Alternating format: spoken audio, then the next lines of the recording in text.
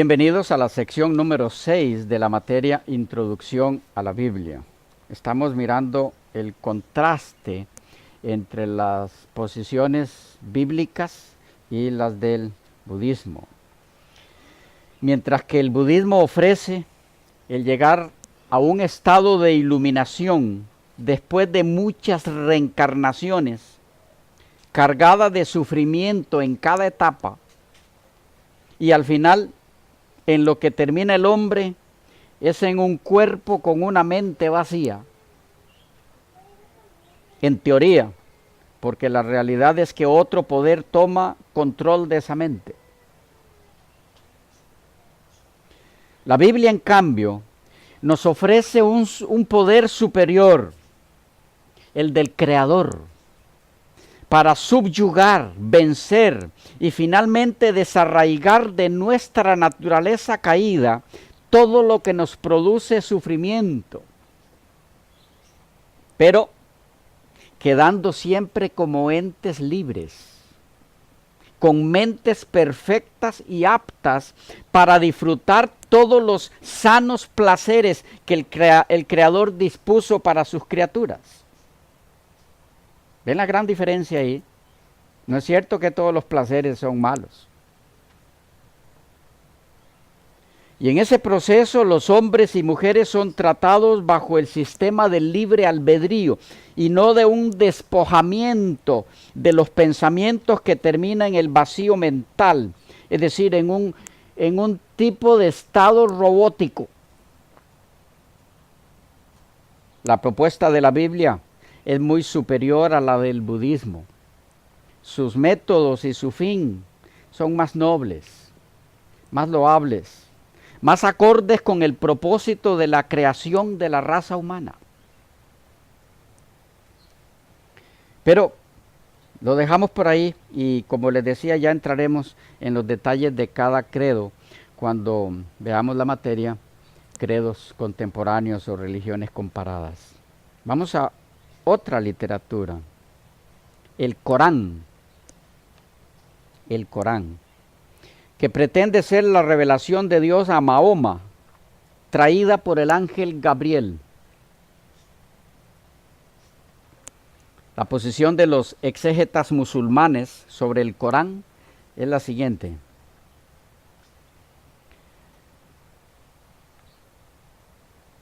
Hace cerca de 14 siglos, en un refugio de meditación cerca de la Meca, Muhammad, conocido en español como Mahoma, recibió un mensaje por medio del ángel Gabriel.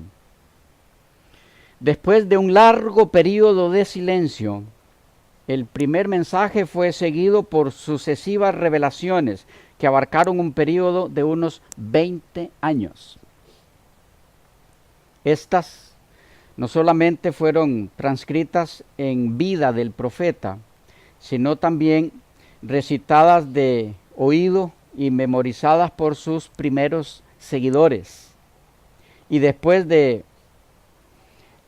por muchos otros creyentes que se habían congregado alrededor de él. Después de su muerte, en el 632 después de Cristo, los varios elementos fueron compilados en un libro, de ahí en adelante conocido como el Corán. El Corán. Aquí tengo una copia, aunque esto ya es un sacrilegio para los adherentes al Corán, porque no se pueden sacar copias. ¿Okay? Pero aquí tengo una copia con, el Corán completo, de donde estaremos extrayendo alguna información. Es la posición de estos exégetas y de todos los seguidores del Corán que éste contiene la palabra de Dios escrita y exenta de cualquier adición humana. ¿Captamos eso? No hay nada añadido ahí que sea humano, que no provenga de inspiración divina. Los manuscritos del primer siglo del Islam, que aún existen autentican el texto original. El autor del Corán dice que no hay cosas nuevas en el Corán que no hayan sido ya declaradas en la Biblia por los profetas y apóstoles, y que no hay contradicción entre ambos escritos. Corán, Biblia. Así, por ejemplo, en el libro 24, Sura 41, el verso 43 dice: todo cuanto te digan, el que le inspiró el Corán a Mahoma, todo cuanto te digan ya fue dicho a los apóstoles que te precedieron. O sea, él no va a decir nada nuevo. En el libro 26, Sura 46, titulado Las Dunas, en el verso 9 dice: no soy un innovador entre los apóstoles. En el libro 21, Sura 32, titulado La Adoración, en el versículo 23 dice: habíamos concedido el libro a Moisés, a los que le dieron la revelación a él, ¿okay? Son los que le dicen esto. Habíamos concedido el libro a Moisés, no dudes pues en recibir el tuyo, y destinamos el de Moisés como guía para los israelitas. O sea que los que le dieron a él la revelación son los mismos que se lo dieron a Moisés. En fin, Mahoma insiste en que sus escritos están acorde con los escritos sagrados de los judíos, el Antiguo Testamento, y con los escritos de los apóstoles que le precedieron a él, el Nuevo Testamento. Ahora bien, ¿es esto así? No. La realidad es otra. Aun cuando el Corán no pretende ser una nueva revelación divina, pueden verse entre este y la Biblia muchas discrepancias. Puede verse a menudo la mezcla de comentarios y leyendas rabínicas, algunas de las cuales están en contradicción con el verdadero espíritu y propósito de las historias mismas de la Biblia. Algunas de esas discrepancias. 1. La muerte estaba incluida dentro del plan de la creación.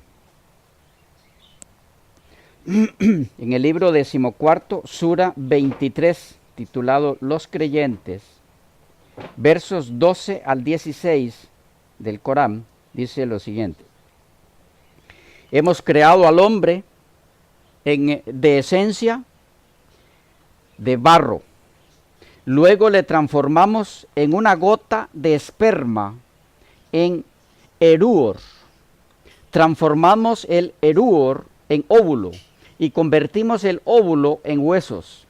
Luego revestimos los huesos de carne, luego le animamos. Bendito sea Dios, creador por excelencia. Luego de esto moriréis, indudablemente. Después seréis resucitados el día de la resurrección. O sea, la muerte estaba incluido en el plan de la creación. Estamos viendo discrepancias, porque su autor dice que no las hay entre la Biblia y el Corán. 2. Después de que Dios creó al hombre, ordenó a los ángeles que se postraran ante éste. En el libro 8, Sura 7 o 7, titulado Los Ajarafes, en los versos 10 y 11, dice así: os hemos arraigado en la tierra, en la cual os proporcionamos todos los medios de subsistencia. Cuán poco nos lo agradecéis. Después de haberos creado y configurado, dijimos a los ángeles: prosternaos ante Adán. Y todos se prosternaron, menos Lucifer, que rehusó ser del número de los prosternados. En el libro 16, Sura 20, Ta'a, el verso 116, leemos: recuerda, cuando dijimos a los ángeles: prosternaos ante Adán, Todos se prosternaron menos Lucifer, que rehusó hacerlo. De paso, aquí resulta que Lucifer fue el único que hizo lo correcto, porque no debemos postrarnos ante otro. Y lo extraño aquí es el mismo Creador ordenando a los ángeles que se postren ante Adán.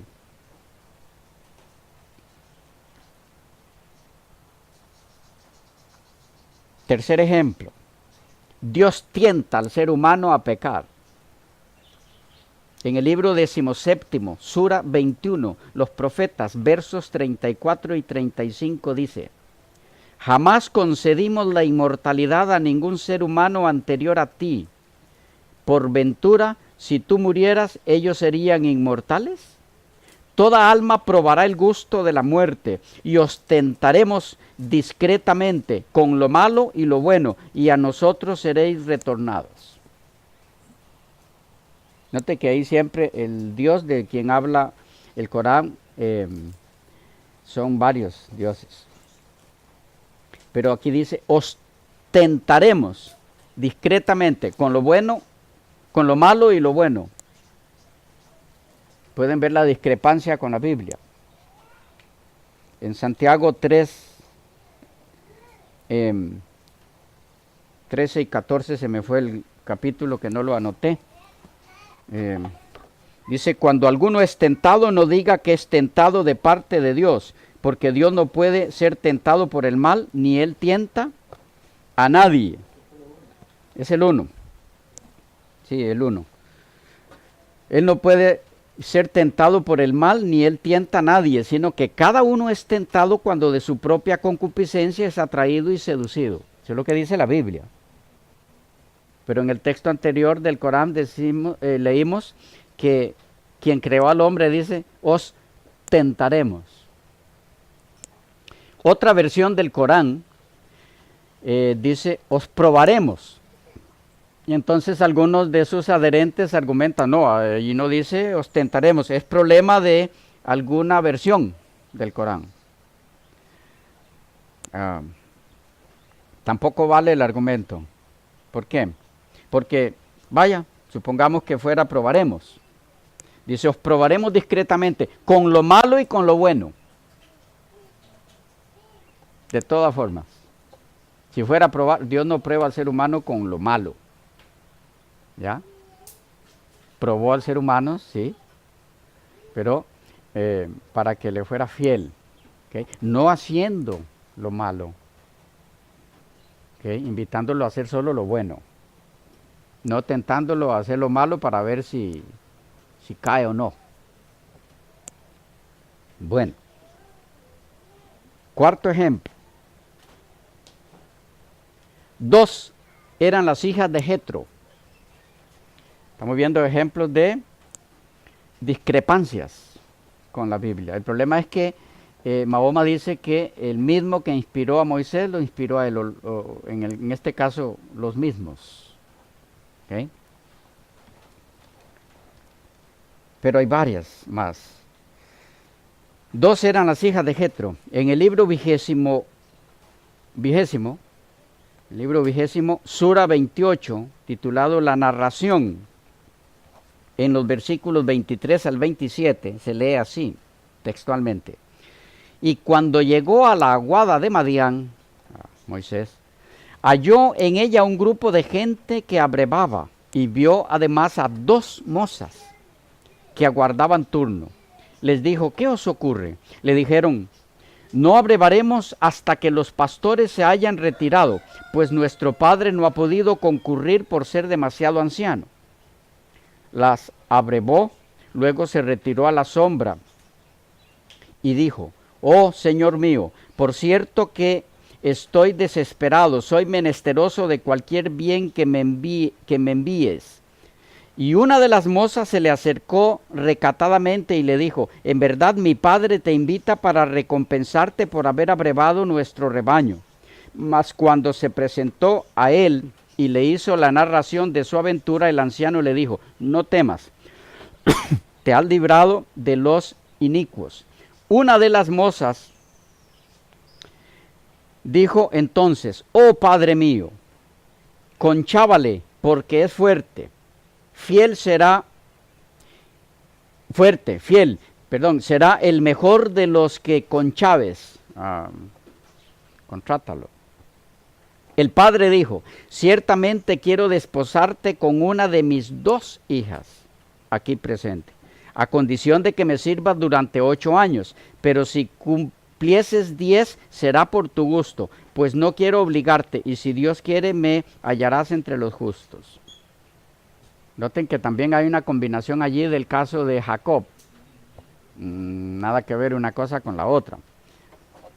Pero en la Biblia leemos en Éxodo 2:16, y estando sentado junto al pozo, 7 hijas que tenía el sacerdote de Madián vinieron a sacar agua para llenar las pilas y dar de beber a las ovejas de su padre. Entonces sí hay contradicciones, muchas, varias. Gracias.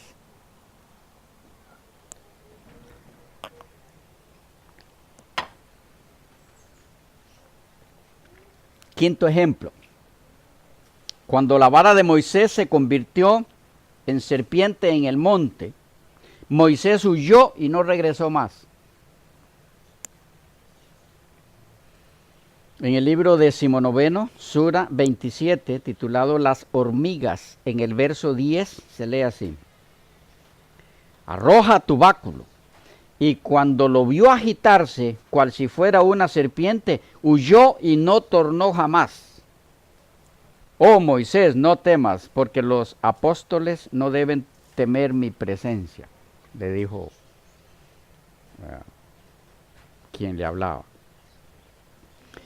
Pero en la Biblia leemos, bueno, sí, ¿quiénes son los apóstoles en ese tiempo? Por cierto, en tiempo de Moisés. Pero en la Biblia dice, Éxodo 4, 2 al 4.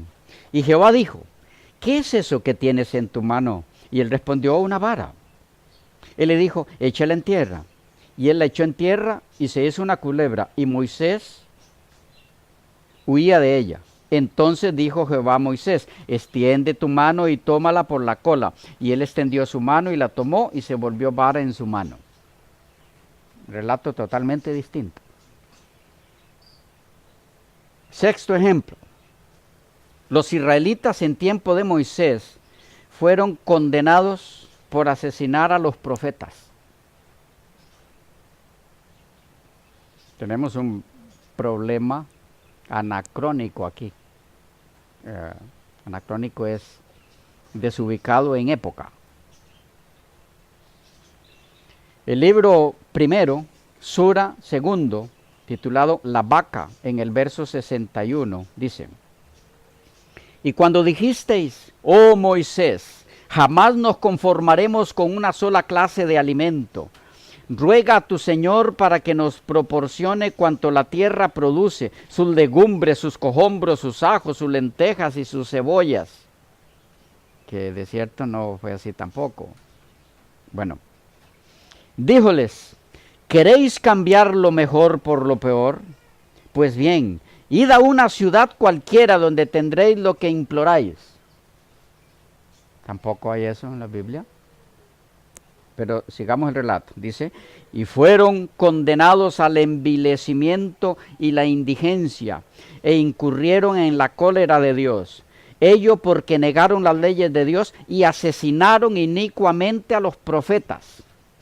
Y también porque se rebelaron y se extralimitaron.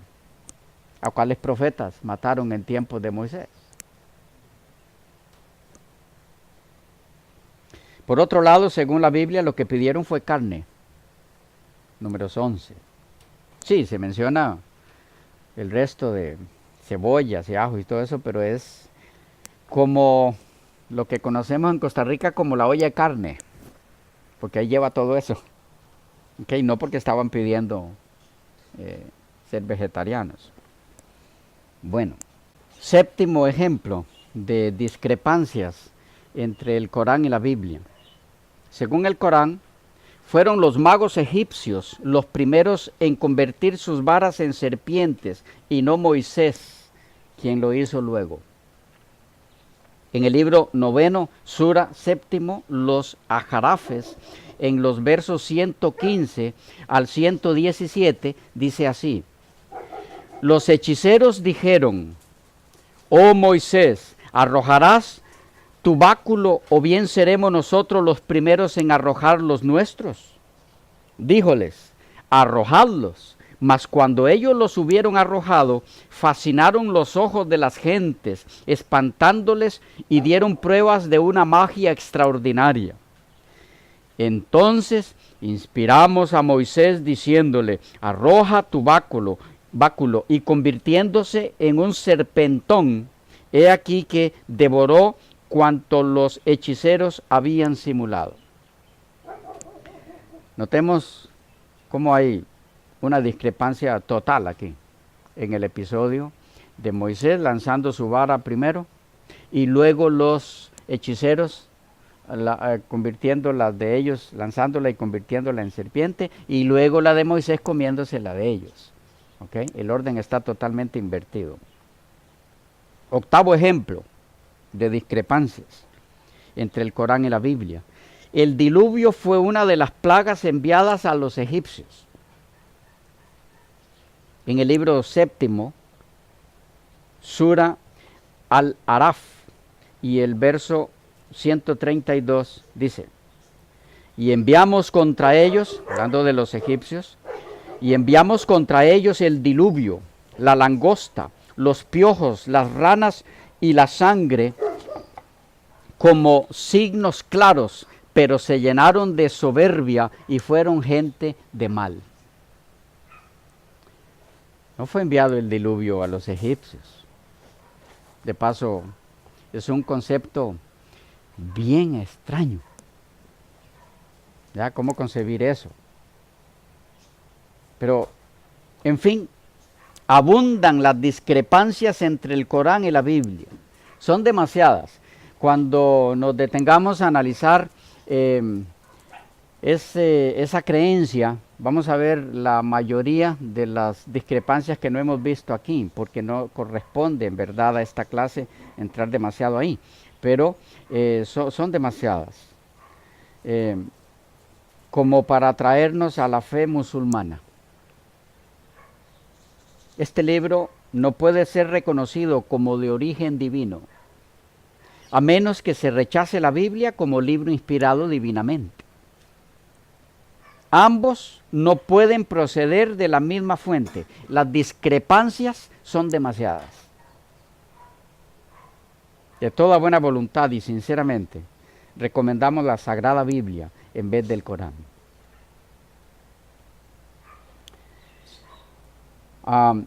Otra literatura con pretendida inspiración divina, pero que las pruebas demuestran lo contrario. Dejamos por aquí y lo vemos en la próxima sección.